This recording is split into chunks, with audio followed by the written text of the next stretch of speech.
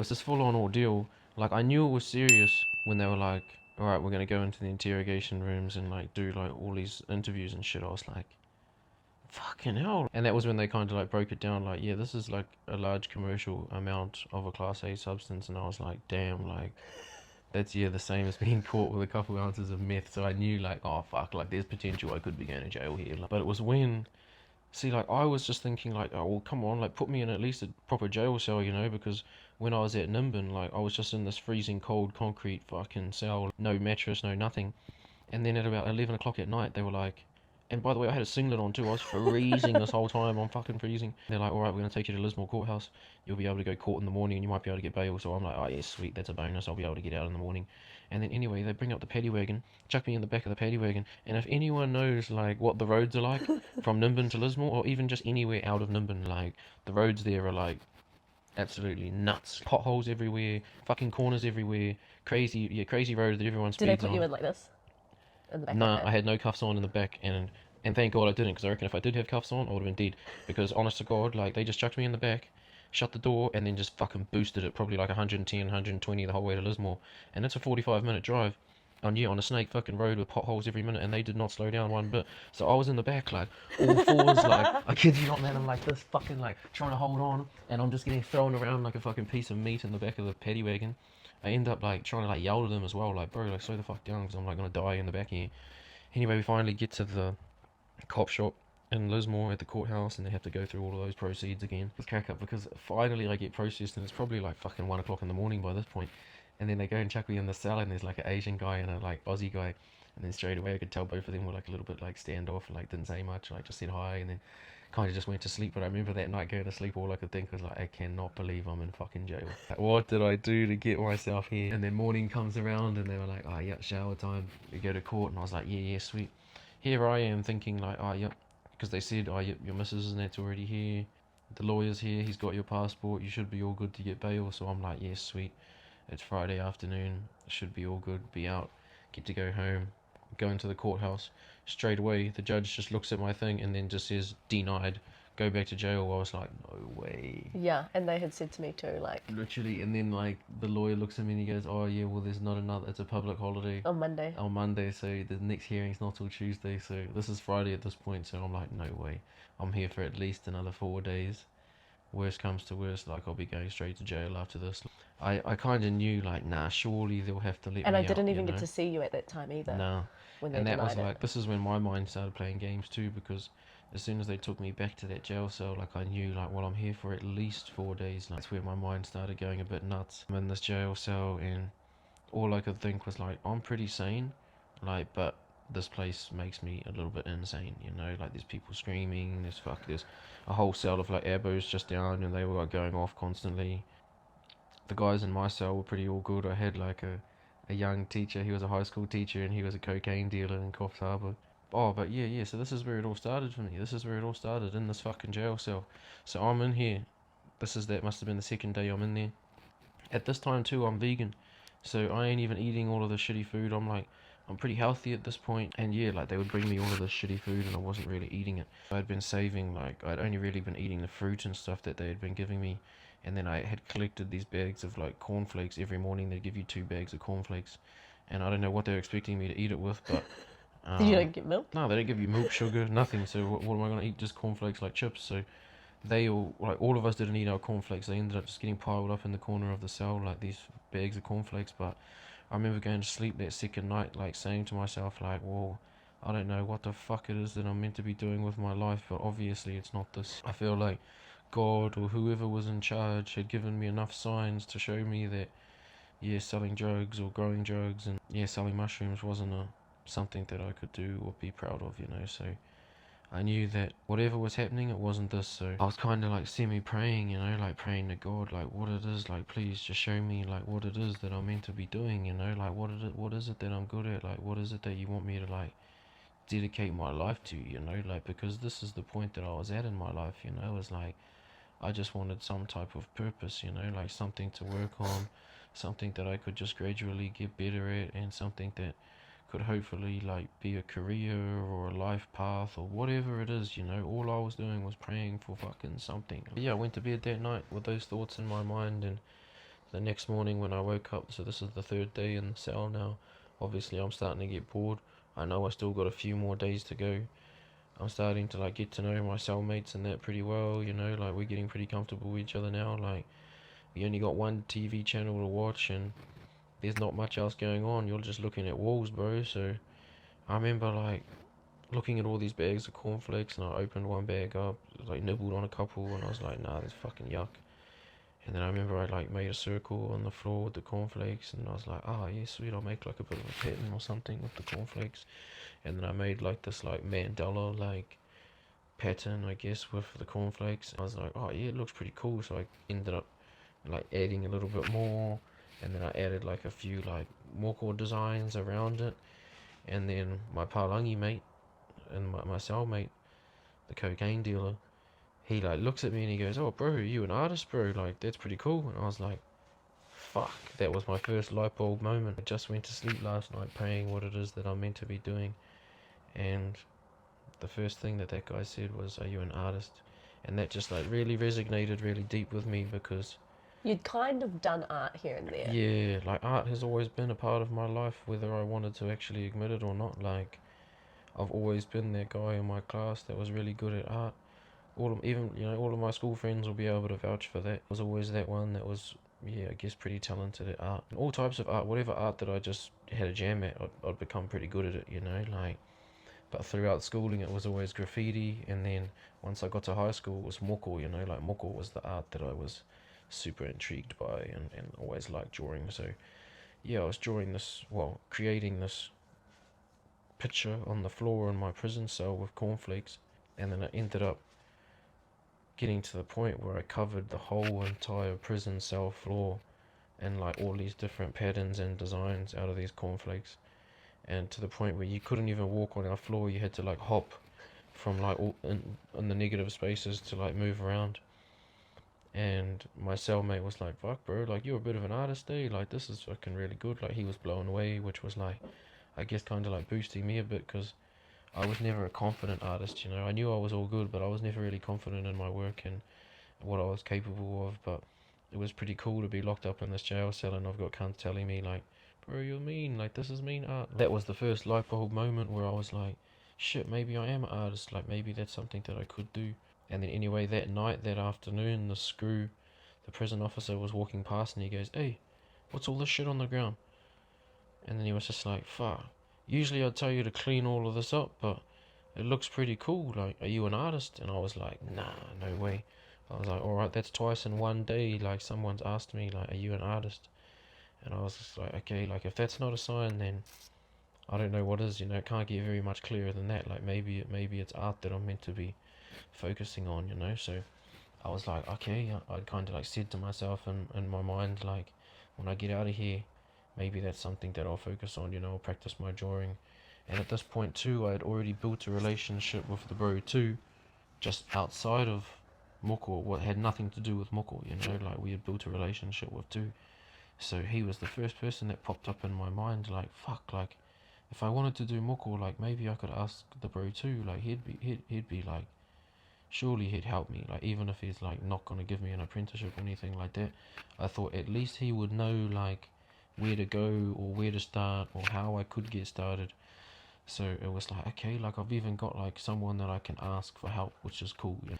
We ended up, yeah, finishing all of these cornflake art, and then on the last day, we kept it on the floor the whole time I was there, until the last day, the Tuesday came around, then I had to go to court, and then the screw came to pick me up that morning.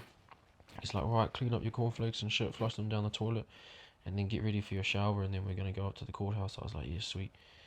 And went and had my shower, I went and jumped in the elevator, and I'm waiting for the screw to take me up. And then anyway, this other screw comes around, and I think he was a Māori guy, or he looked Māori anyway, but he didn't say if he was or not. But he jumped in the elevator and he goes, oh, you're that guy that did the cornflake guy. And I was just like, oh yeah, yep. Didn't really know how to take it. And then he goes, are you an artist? And I was just like, I was just like, bruh, 3 times I was just like, somebody's asked me if I'm an artist. I was like, if that's not enough signs, then I don't know what is. So literally we went up to that courthouse, did whatever. I didn't say a damn word. They were all just talking for me. Yeah. And then next minute, judge is like, bang, sweet, I give you bail. You had to Your sign next, yeah, had to sign, do all of the shit, had to sign in on bail 3 days a week, in, and um, curfews and no, just 3 times a week yeah, until you were until my next court sentenced. date. Yeah, But that just got adjourned and adjourned and for like adjourned two for like years. 2 years. It got adjourned, so I was on bail for nearly 2 years, having to sign in 3 days a week at the Browns Plains police station. Damn, but I miss that place. I think we forgot once that was on like Christmas or something, Yeah, I think it was like and they let Christmas it Day or slide. something. Yeah. Thank God. But either way, man, it was like this massive ordeal, like, It was just such a um, heavy weight. but yeah, that was in that hectic time of being arrested, and that was where the birth of my love, well, not necessarily my love, but I guess my career or my journey with moko started, Yeah, well, officially started, yeah, like, because I feel like my life had been leading up to these points, yeah. but that was Kick up the the ass. the life-changing moment where I made the decision that, yep, I'm going to dedicate my life to moko, or at least just like I'm going to do something, because at that point I didn't even know what was going to come out of it, but that was the turning point where I was like, And you just okay, started drawing after that. and non-stop. I haven't stopped drawing since that point. No, but Like, it was when your mum and dad came, your whole family came for your brother's 21st. yeah, And we had all of these drawings mm, because you'd started drawing from that moment. yeah, And your mum said to you, like, yeah. My mum seen all of the drawings that I'd been drawing, and she said, like, Kimiora, like, you need to go and see somebody with all of your art, because if you don't do anything with it, you're just gonna waste the talent and the skills that you have, and you don't want to get to my age at 50 and then realize that this is what you want to do, and you're already old and you've because already, Kimiora's mum is a really talented weaver. She weaves yeah, well, the these all at the korowai, back. and she's an amazing artist herself, but Yeah. like she said, she didn't realize that she was an artist until she was probably 50 years old, so I don't know, but it really hit home when she did like say those words to me, and something sparked in me where I was like, all right, fuck it, I'm just gonna give it a crack. Never mind that I've been saying to go to two for years, but Yeah, but I think like a lot of it had to do with like feeling worthy enough to do this practice. Like I yeah, feel like it's something not really to be taken lightly. yeah. Like for me personally, like I hold moko at like a very high regard. Like hence why I don't have my face tattooed. Like I look at that as Or the even your pinnacle. puhoro. Like for me, like moko is, yeah, it's a sacred cultural practice. It's a rites of passage. It's something that you need to earn in somewhat way. Not necessarily by how Māori you are or can you do this and can you do that, but earn it by sitting there and taking the pain, bro, showing up and actually pushing through the physical and mental pain that comes with moko. And if I knew that I was going to do this, I had to do it right, which meant going and learning from somebody who is held high in this regard or in this field of mahi, And I which, think it helped too because your mum was like, she kind of gave you a deadline. She was like, pretty much like by the time I get home or like in a week or something, yeah, I want you to have told me that you've gone and seen this friend, because she knew that we knew someone that might be able to help you out, and so she was like, get it done by this date or else. and yeah, I did. It was hard. It took me a lot to like pick up the balls to like build up enough courage to like get all my art together and actually take it to probably the best moko artist in the world and say, what do you think? And it was very, that word, like, Confronting? confronting. It was like it was right in my face, and it was kind of like pick up your balls and do it, like, and I did. I had to, which, yeah, paid off, because I feel like I went into it with no expectations, not really knowing what to or how this was going to go. So I feel like what did happen and what has come from it has been more than, yeah, my expectations or any expectations that I may have had.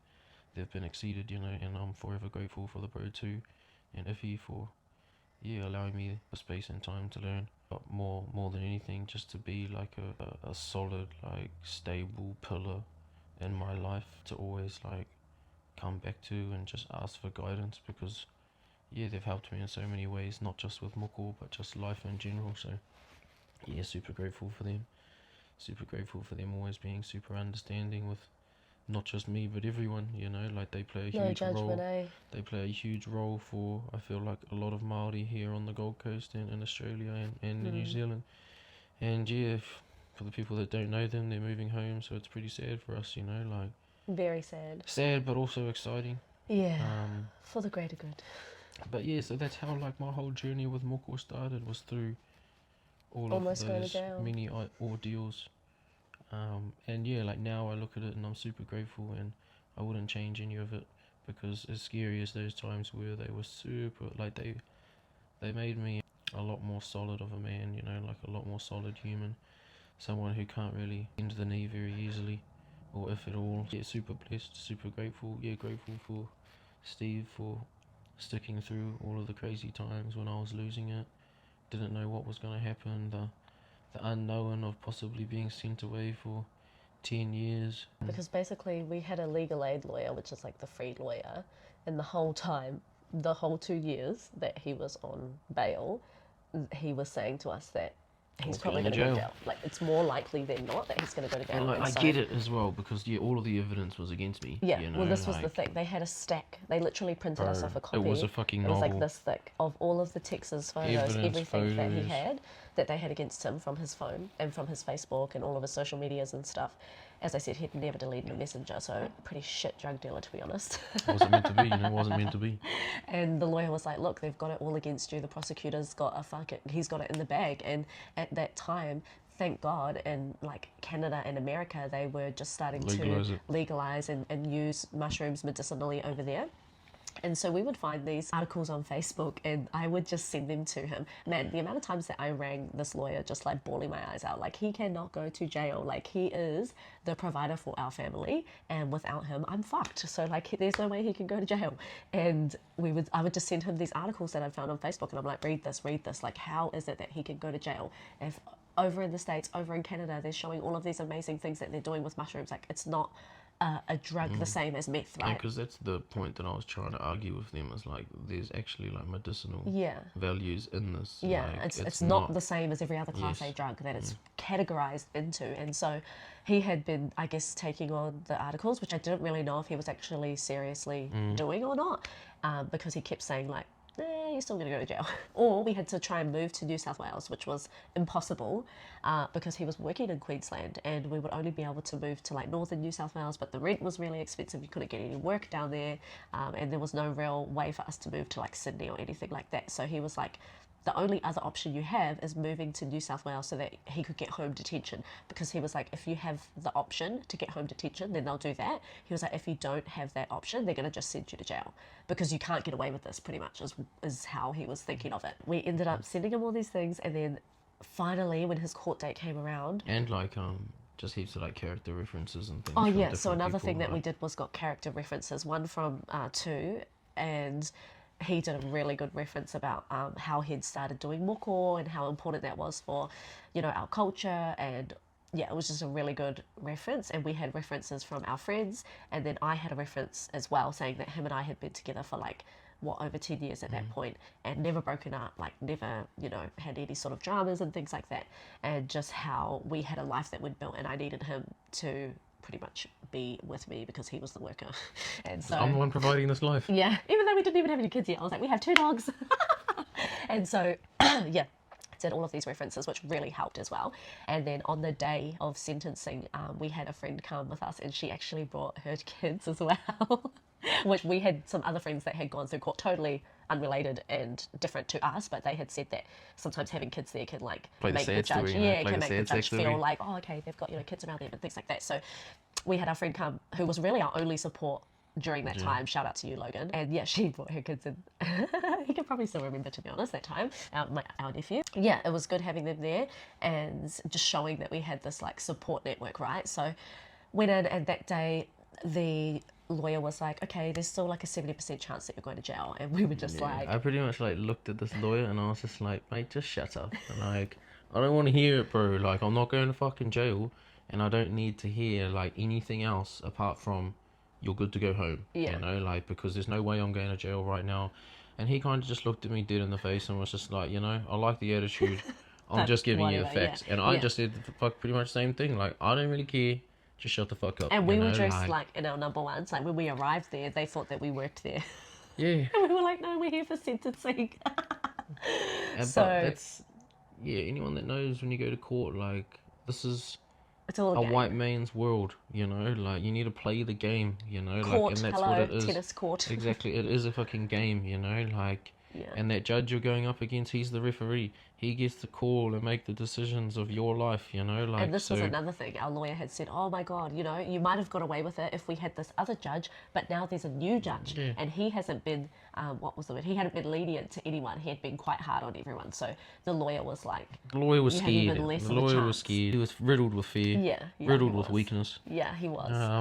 But yeah, we came in strong, and like I don't know what it was, but like leading up to this final court case, I had multiple different signs and like little tohu that had shown me you're gonna be all good. You know, like you're not gonna go to jail. Like don't worry about it. You just need to stay like positive, and you'll get through. So like that was what I had fucking had my mind set. Like that's just what it is. I'm not going to jail. And there was no other option. Like, Literally, there was no other option. No way. That So he could go going to in jail. there, even though all of the evidence was stacking up against me, I knew like it came down to if this judge has got any type of human heart or human instinct, he won't send me to jail.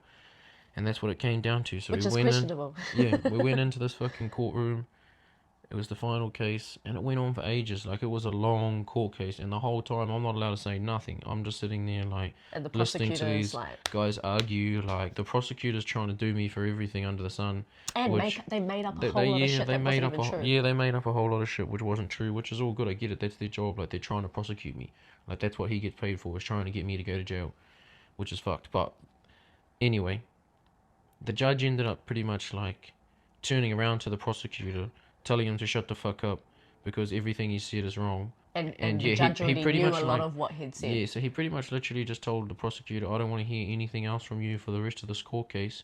And then he pretty much like turned to me and our lawyer and just started going on about like, well, I'm actually going to take like this, all of these studies that we sent in from the European Drug Association, like just these random Facebook studies that we've seen about mushrooms, because like the lawyer brought up a good like case of like, well, if we had actually extracted, so the class A substance is psilocybin, it's not actually the mushroom. I got caught with the mushroom. So the lawyer brought up a good case of like, well, if we had actually extracted the psilocybin from the physical mushroom, it would be less than a gram, which would be less than a small amount of a class A substance, which means all of these charges would be dropped and it would just be like personal use. So the judge actually took that on as like real evidence, which is great because it was from an actual like European Drug Association, so it was a credible source, which is thank God for Facebook. So that was like the first like green flag. Like the judge was like, yeah, cool. And then he brings up, because obviously I was arguing that all of this was medicinal, you know, and so just like picked and in then a paddock. out of nowhere he kind of just brings up like he's got friends that are ex-veterans that have been using medicinal mushrooms to help with their PTSD, which I know, you know, this is beneficial for all these things, but for a judge to be actually like agreeing with me, that's a whole nother ball game, you know. So instant another green flag. I'm thinking, shit, things are looking positive my way at the moment, you know. And then he turns around and he was just like, well, I'm reading this character reference here you have from this person who's highly regarded in your community, which was too. And he's saying that you're going to be a practitioner of this practice, these cultural markings, you know, like. And then he turns around and he said, well, I'm actually super familiar with like Māori culture. I've spent a lot of time in New Zealand, and I know anyone that, you know, like. And then he looks at me and he's like, wears facial markings is held at a high regard. And he's sitting there looking at Stevie, who happens to have her I just kowai got in my moko at the back of the courtroom. And he's kind of like, well, you know, like if you are this practitioner, then what am I saying, or what am I gonna do to your life? Like this is gonna be detrimental to your life if I send you away right now. So I'm sitting there like, well, yeah, I know, you know, you're gonna ruin my whole entire life, bro. It's 10 years, you know, like. And then so he pretty much was like, well, that's the thing. The judge is like, I'm in a really tricky situation here, because I either have to say that the law is wrong and needs to be changed, or I pretty much just have to go along with the law and say that you're in the wrong and you are a fucking drug dealer and you do need to go to jail for 10 years. Obviously, knowing the situation and actually taking the situation on board, he knew that that was going to be obviously detrimental to my life. Like, you can see, you know, here I am in front of you. And you'd like been working this whole time. And this is another thing as well, was like, the only words I got to say during that whole entire court case is I'm guilty. There was no like trying to pussyfoot around it, like Or trying give your to side say of the like, story. yeah, like oh, you know, like oh, I was Please give me a struggling, like you chance. know, all of the shit. Like bro, I had no excuses. Like I knew what I was fucking doing. I was selling fucking mushrooms. Like I knew it was illegal. Didn't care about it. This is the consequence, you know. Like Another thing he said too was with the evidence, the big stack of evidence yeah, in I was there. lucky. I was lucky because in these messages on my phone, I had messages to one of my good friends that I would sell them ounces of mushrooms for 100 bucks or something, or 150 bucks, which is as cheap as you can possibly get them. They're fucking a lot dearer than that. That just But happened to have these it's just the messages. one message that I had with prices, you know, like of actually how much I was selling it for. So that saved me because it looked like the 3 ounces that I had was only $500-$600 worth, you know, like which is fucking nothing, you know, like that's not even a week's rent, you know. So they knew like, okay, well he's only caught with 3 ounces, he's definitely not making no money, you know, like, and the judge like ran with that. Fucking props to that judge because he kind of like, well, yeah, he fully saved me, and he ended up turning around and just said like, all right, well this is going to be interesting pretty much because now the laws are going to have to change, which they did. Like, so From then they anyone did. that fucking gets arrested for mushrooms, thank me later. If you get arrested for mushrooms now, guess what, you don't go to jail because of me. So thank me, go hard now, go hard, pick them. Yeah, the judge pretty much turned around and was just like, all right, I'm going to give you, what, 3 years good behaviour? Two. Oh, 2 years Because good. we'd already been Oh yeah, because processing this whole thing for I'd 2 already years. been on bail for 2 years, so it was like 4 years all up. They were like, yep, you can have 2 years good behaviour. I don't ever want to see you You had to again. pay court fees. Get out of my courtroom. And I was just like later, like happiest feeling ever. It was like I like walked out of there, and then the fucking lawyer comes up acting like a little kid, and he was like, oh my he's god, like, who the hell this are is you the guys? biggest court of ever. This is the biggest case I've ever won. Yeah. Like, he was like, how did you do that? You know, like I was just like, oh, now you want to be all fucking happy Yeah, now, he was like. so happy. You're an absolute sad sack before we come Yeah. into this court case telling me I'm going to go to jail. Yeah, he And now could look not at you. believe it. And Could then not funny, believe it. yeah, it's crazy how the world works because, like, honestly, I think it was about 6 months after this, a good friend of mine got arrested for the exact same thing, caught with mushrooms. He ended up getting the same lawyer, same judge, same everything. I think he got the same punishment as well. Like, Yeah, he got off. pretty much. absolutely ridiculous. So yeah, that was the whole ordeal of, I guess, plant medicines. Don't really like dabble with them anymore. No. I just like encourage people to like do their own research, and if they do feel like called to like, yeah, have a dabble, just make sure it's in a safe space and you're not doing anything to hurt other people or yourself. So yeah, be responsible, use discernment with everything that you do. Yeah, don't be silly because yeah, they're not drugs and they've kind of got like consciousnesses of their own, and if you're doing the wrong thing they will make sure that you pay for it. So karma's real, they'll kick your ass just like mine, but hopefully it'll kick you in the direction you needed to go in. So Yeah. I reckon we'll probably wrap that up there because I could fucking go on a million other tangents off of this one story. But yeah, that's how we got started on moko. That was my whole passionate love and part of my life when it comes to plant medicines, psychedelics, cannabis, and there's a million other things as well, but those are just like the main couple key points, I guess. So yeah, Yeah, it was a pretty fucked up time, to be honest. But no, it was a good time. It was a good time, like. I'm not that good. But yeah, anyway, Kanu, that's us. Thanks, guys. Later. We'll see you next time.